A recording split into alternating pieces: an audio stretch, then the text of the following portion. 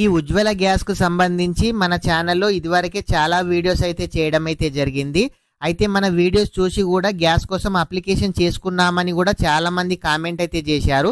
అయితే మేము gas connection కోసం అప్లికేషన్ చేసుకున్నాము, మాకు గ్యాస్ కానీ ఫ్రీ స్టవ్ ఎప్పుడు ఇస్తారని కూడా చాలా మంది కామెంట్ అయితే చేస్తున్నారు.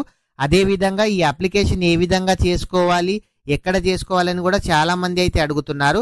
ఇంకొంతమంది మేము గ్యాస్ ఏజెన్సీకి వెళ్ళి అడిగాము, మాకు ఎటువంటి ఇన్ఫర్మేషన్ లేదు, మా దగ్గర ఎట్లాంటి అప్డేట్ రాలేదని కొంతమంది గ్యాస్ ఏజెన్సీ వాళ్ళు చెప్తున్నారని కూడా చాలా మంది అయితే అంటున్నారు.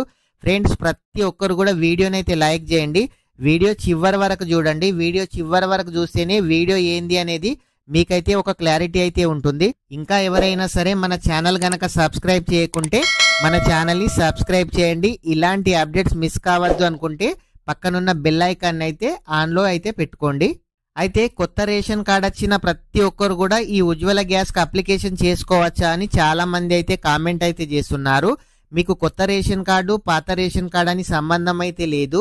రేషన్ కార్డు ఉన్న ప్రతి ఒక్కరు ఎవరైనా సరే మీరు గ్యాస్ కోసం అప్లికేషన్ చేసుకోవచ్చు. కానీ మీకు ఇదివరకు గ్యాస్ కనెక్షన్ అయితే ఉండకూడదు.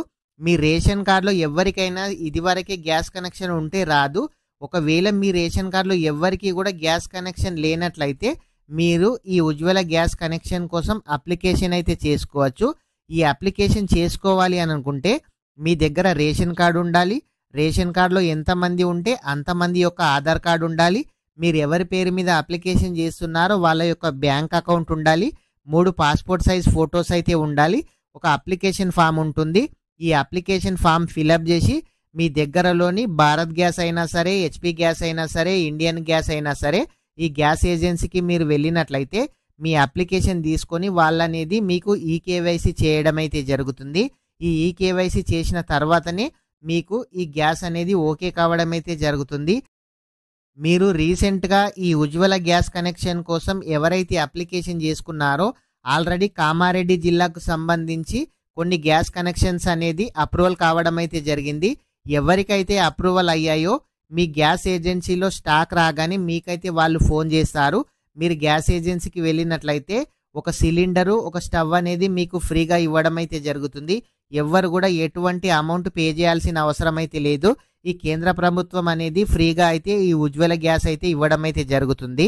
ఈ అప్లికేషన్ చేసుకోవాలనంటే లాస్ట్ డేట్ ఎప్పుడని కూడా చాలా మంది కామెంట్ అయితే చేస్తున్నారు. ప్రస్తుతానికైతే లాస్ట్ డేట్ అయితే లేదు. మీరు ఎవరైనా సరే ఇంకా అప్లికేషన్ చేసుకోవాలి అనుకున్న వాళ్ళు అప్లికేషన్ అయితే చేసుకోండి. అదేవిధంగా మేము ఈ గ్యాస్ ఏజెన్సీకి వెళ్ళాము, ఆ గ్యాస్ ఏజెన్సీకి వెళ్ళినట్లయితే మాకు ఎటువంటి ఇన్ఫర్మేషన్ రాలేదు అని అప్లికేషన్ తీసుకోవడం లేదని చాలా మంది కామెంట్ అయితే చేస్తున్నారు. చాలా మంది ఫేక్ న్యూస్ అని కూడా కామెంట్ అయితే చేస్తున్నారు. ఇది ఫేక్ న్యూస్ అయితే కాదు, ఎందుకంటే కామెంట్స్ అయితే చదవండి. మీ దగ్గరలోని గ్యాస్ ఏజెన్సీ ఇవ్వకుంటే ఈ తెలంగాణ రాష్ట్రం కానీ భారతదేశంలో ఎక్కడ ఇవ్వట్లేదని అనుకోవద్దు. చాలా ప్లేస్లో అప్లికేషన్ అయితే తీసుకుంటున్నారు. అయితే ఈ అప్లికేషన్ చేయాలి అని అంటే మీ దగ్గరలోని గ్యాస్ ఏజెన్సీ వాళ్ళు తీసుకోకుండా మీరు 40 కిలోమీటర్ల లోపు ఎక్కడైనా సరే ఈ ఉజ్వల గ్యాస్ కోసం అయితే అప్లికేషన్ అయితే చేసుకోవచ్చు. అప్లికేషన్ చేసుకున్న ప్రతి ఒక్కరికి మీకైతే ఓకే కాగానే వాళ్ళైతే ఫోన్ చేస్తారు. ఆల్రెడీ కొంతమందికి శాంక్షన్ కావడం అయితే కూడా జరిగింది. ఫ్రెండ్స్, ఇట్లాంటి అప్డేట్ మిస్ కావద్దు అనుకుంటే రెగ్యులర్గా మన ఛానల్లో ఈ ప్రభుత్వ పథకాలు ఆన్లైన్కు సంబంధించి వీడియోస్ చేయడం అయితే జరుగుతుంది. ప్రతి ఒక్కరు కూడా వీడియోని లైక్ చేయండి, మన ఛానల్ని సబ్స్క్రైబ్ చేయండి, మీ ఫ్రెండ్స్ అండ్ ఫ్యామిలీ మెంబర్కి వీడియో షేర్ చేయండి. Thank you friends.